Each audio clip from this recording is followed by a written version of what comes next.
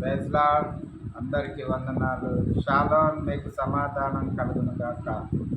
బాగున్నారు కదా? సంతోషంగా దేవుని అందు ఆనందిస్తున్నారు. దేవునికే స్తోత్రం. కుటుంబాలతోటి దేవుని ఆలయంలోకి వెళ్తున్నారా? దేవునికే స్తోత్రం. సరే, ఇక్కడ ఒక మాట మనం చూసుకుందాం ప్రియమైన దేవుని బిడ్డలారా. దావీదు కీర్తనలు 34, దావీదు కీర్తనలు 34, 13వ వచనం. చెడ్డ మాటలు పలకకుండా నీ నాలుకను కాచు, కపటమైన మాటలు పలకకుండా నీ పెదవులను కాచుకోము. ప్రియమైన దేవుని బిడ్డలారా, మరొకసారి చూసుకుందాము 13వ వచనము.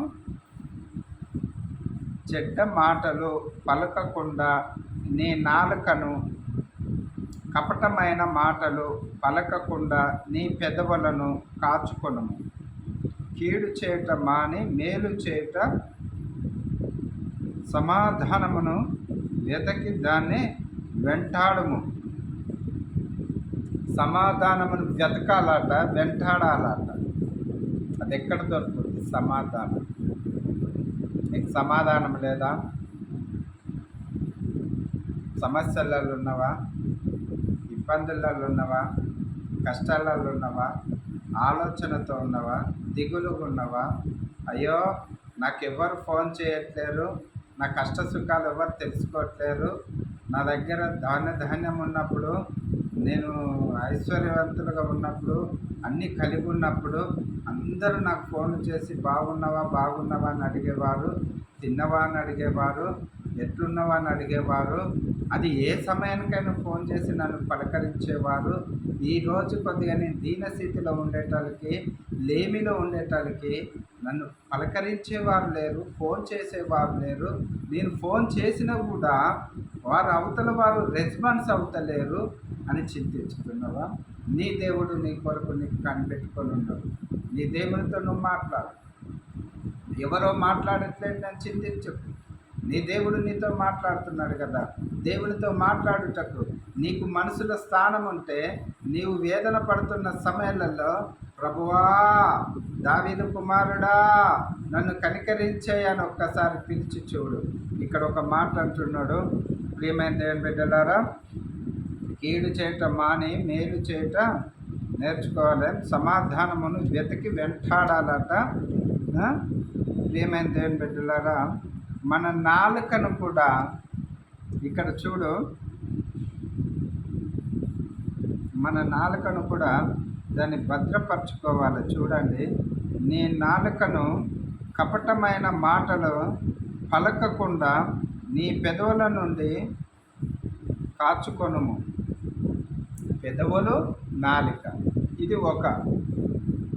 మరి ఇక్కడ ఇదే దావీదు కీర్తనల ప్రియమైన దేవుని బిడ్డల 34, 1వ వచనంలో ఒక మాట ఉంది. ఇక్కడ చూడు,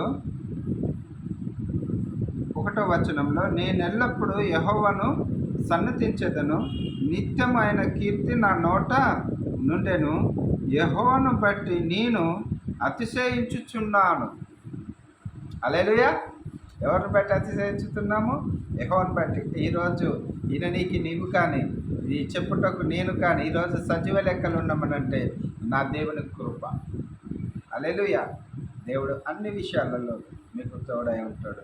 మరి నువ్వు చింతించకు, దిగులు పడకు. ఇరుకులు ఉన్నావు, ఇబ్బందులు ఉన్నావు, అనారోగ్యంతో ఉన్నావా, వేదనతో ఉన్నావా, భార్య భర్తల మధ్యలో సమాధానం లేకుండా దిగులు పడుతున్నావా, పిల్లలతోటి సమాధానం లేకుండా దిగులు పడుతున్నావా? నీ దేవుడు నమ్మతగిన దేవుడు.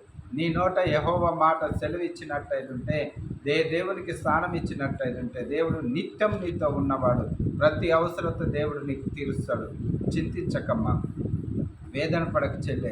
అక్క, అమ్మా, ఎందుకు వేదన పడుతున్నావు? నీ దేవుడు గొప్పవాడు, సర్వశక్తిమంతుడు. భూమిని ఆకాశమును సృజించిన వానికి ఇది ఒక సాధ్యం కాదంటవా? ఇది అసాధ్యమైనదంటవా?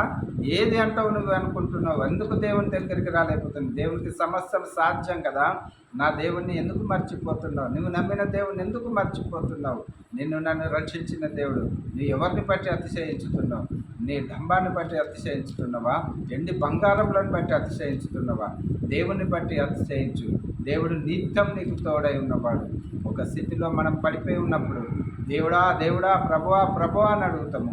ఒక స్థితి నుంచి దేవుడు తీసుకొచ్చినాక మనము దేవునికి దగ్గర కాలేకపోతున్నామేమో, దేవుడు ఎవరని అంటున్నామేమో, దైవజనులు మన ఇంటికి వస్తే కూడా ఆహ్వానించలేని స్థితిలో ఉంటున్నామేమో, టీవీలలో ప్రసంగాలు వస్తుంటే కూడా వినలేని స్థితిలో ఉంటున్నామేమో. ఒకసారి మన హృదయాంతరంగంలో ఎవరికి స్థానం ఉంది ఒకసారి ఆలోచన చేసుకుంటాం. ప్రియమైన దేవుని బిడ్డలారా, దేవునితో ఉన్నవారికి నిత్యము ఆనందం ఉంది. లేమిలో కలిమిలో సమస్తములైన ఆశీర్వదించలేదు. డబ్బును బట్టి ఆనందం లేదు, కుటుంబాన్ని బట్టి ఆనందం లేదు. నీ ప్రభుని బట్టి నీకు ఆనందం, నిత్య జీవము. నీటి కాలువ పక్కన నాటబడిన చెట్టు వల్ల చిగురిస్తూ ఫలమిస్తూ నిత్యం ఆనందంగా ఉంటుంది. అట్లాంటి కృప దేవుడు నీకు నాకు ఈయనకి సిద్ధంగా ఉన్నాడు. దేవుడి ప్రభు ఈ మాటల్ని దీవించి ఆశీర్వదించిన గాక. ఆమేన్.